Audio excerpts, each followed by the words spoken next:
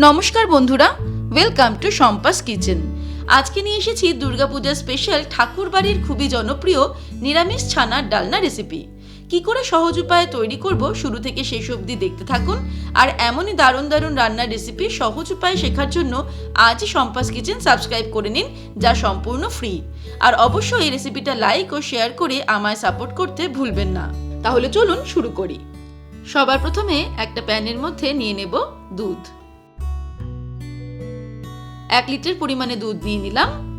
এবারে হাই ফ্লেমে দুধটাকে গরম করা শুরু করব।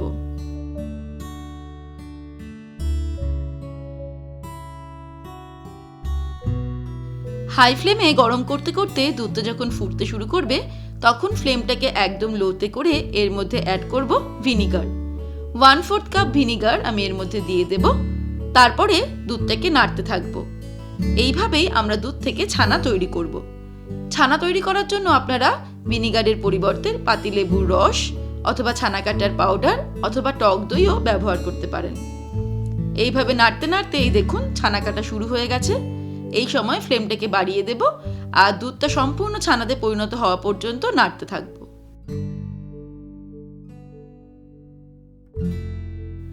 সম্পূর্ণ দুধটা ছানায় পরিণত হয়ে গেছে। এবারে আমি ওভেনটাকে অফ করে দেব আর ছানাটাকে আমাদের ছেঁকে নিতে হবে।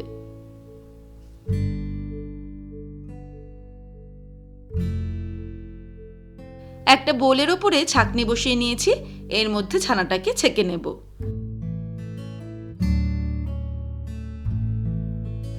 ছানাটাকে ছেঁকে নেওয়ার পর স্প্যাচুলা বা খুন্তি দিয়ে ভালো করে চেপে চেপে ছানার জলটা বার করে দিচ্ছি। তারপরে প্লেন জল দিয়ে ছানাটাকে ধুয়ে নেব, যাতে ভিনিগারের টক গন্ধটা ছানা থেকে চলে যায়।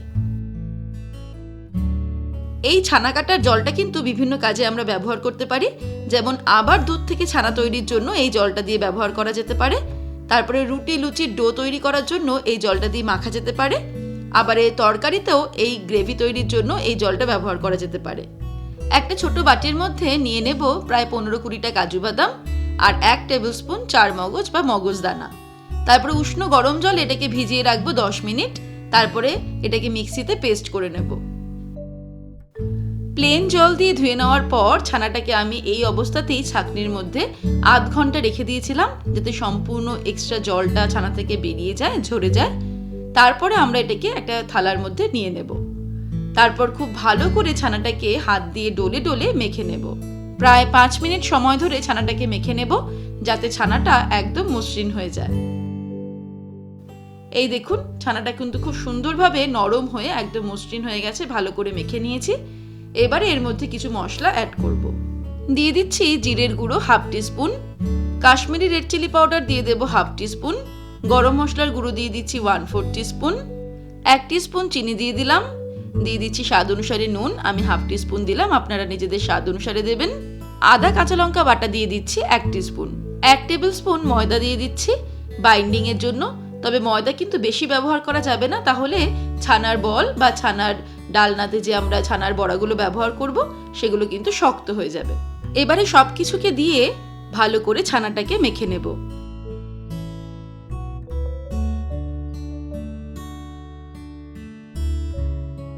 ছানাটাকে আমি সুন্দর করে মেখে নিয়েছি। এবারে এর থেকে অল্প অল্প করে পোর্শন নিয়ে প্রথমে গোল করে তারপরে এইভাবে চ্যাপটা করে শেপ দিয়ে নেব। এইভাবে সবকটা ছানার বড়া আমি তৈরি করে নেব। তারপর চলে যাব পরের স্টেপে। এবারে একটা কড়াইতে নিয়ে নেব কিছুটা পরিমাণে রিফাইন্ড অয়েল। তারপর তেলটা খুব ভালো মতো গরম হয়ে গেলে ফ্লেমটাকে লোতে করে এর মধ্যে ছানার বড়াগুলো ছেড়ে দেব। 1 মিনিট ফ্রাই করা হয়ে গেলে এগুলোকে উল্টে দেব। তারপর আবারও 1 মিনিট হয়ে গেলে উল্টে দেব। এইভাবে উল্টে পাল্টে 3-4 মিনিট সময় নিয়ে ছানার বড়াগুলোকে ভেজে নেব। তারপর এগুলো তেল থেকে ছেঁকে তুলে নেব। এবারে রান্না শুরুর আগে একটা বোলের মধ্যে নিয়ে নেব 1 টিস্পুন ধনের গুঁড়ো, 1 টিস্পুন জিরের গুঁড়ো, 1 teaspoon Kashmiri red chilli powder নিয়ে নিলাম, 1/2 টিস্পুন নিয়ে নিচ্ছি হলুদ গুঁড়ো, 1 টিস্পুন নুন দিয়ে দিলাম, চিনি দিয়ে দিচ্ছি 1 টিস্পুন, নুন চিনিটা আপনারা নিজেদের স্বাদ অনুসারে অ্যাড করবেন। গরম মশলার গুঁড়ো দিয়ে দিচ্ছি 1/4 টিস্পুন। আদা কাঁচা লঙ্কা বাটা দিয়ে দিচ্ছি 2 টেবিল স্পুন। এবারে অল্প জল অ্যাড করে মশলার পেস্ট তৈরি করে নেব। চলে যাব পরের স্টেপে। এদিকে ছানার বড়াগুলো ভেজে নেওয়ার পর কড়াইতে আমি 4 টেবিল স্পুন মতো রিফাইন্ড অয়েল রেখে দিয়ে বাকি তেলটা সরিয়ে নিয়েছি। এর মধ্যে ফোড়ন দিয়ে দেবো একটা তেজপাতা, আর দিয়ে দিচ্ছি সামান্য পরিমাণে দারচিনি, 2 ছোট এলাচ আর হাফ টিস্পুন গোটা জিরে। ফোড়নটাকে ফ্রাই করব 10 থেকে 15 সেকেন্ড। এবারে ফ্লেমটাকে লোতে রেখে এর মধ্যে তৈরি করে রাখা মশলার পেস্ট অ্যাড করে দেব।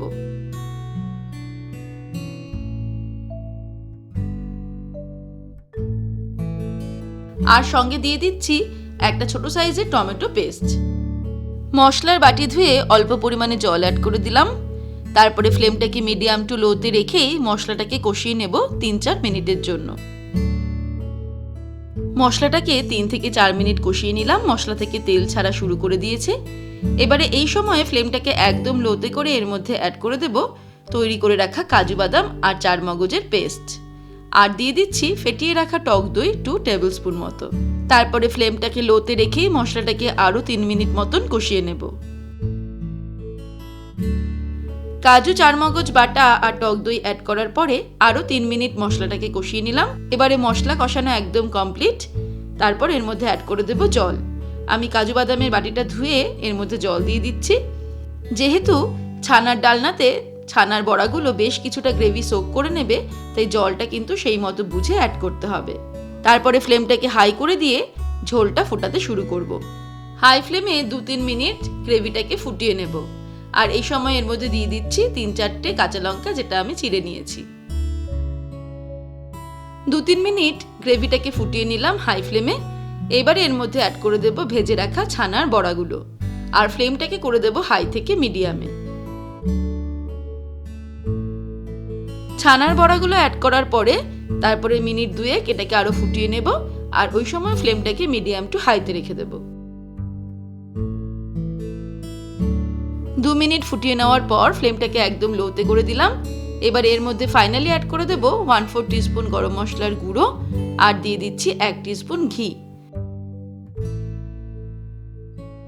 ঘি আর গরম মশলার গুঁড়োটা ভালো করে মিক্স করে নিয়ে ওভেনটাকে অফ করে দেব। তারপর এটাকে ঢেকে আরও 5 মিনিট স্ট্যান্ড বাইতে রেখে দেব। এখন গ্রেভিটা বেশ কিছুটা পাতলা মনে হলেও গ্রেভিটা কিন্তু ছানার বড়াগুলো সোক করে নেবে।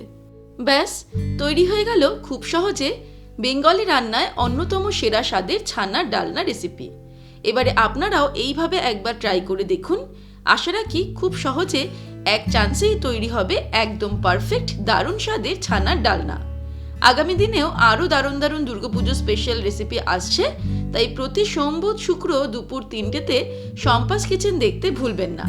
আর আমার সমস্ত নতুন রেসিপির আপডেট পেতে আজই শম্পাস কিচেন সাবস্ক্রাইব করে নিন, যা সম্পূর্ণ ফ্রি। আর অবশ্যই রেসিপিটা লাইক ও শেয়ার করে আমায় সাপোর্ট করার অনুরোধ রইল।